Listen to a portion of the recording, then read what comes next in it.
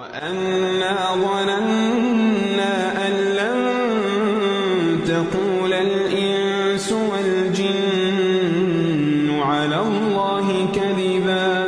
وأنه كان رجال من الإنس يعوذون برجال من الجن فزادوهم رهقا وأنهم ظنوا كما ظننتم أن لن يبعث الله أحدا وأنا لمسنا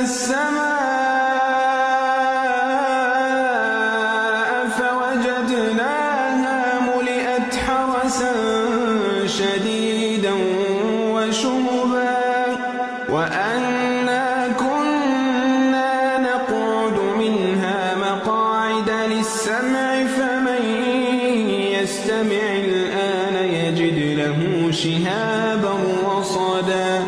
وأنا لا ندري أشر أريد بمن في الأرض أم أراد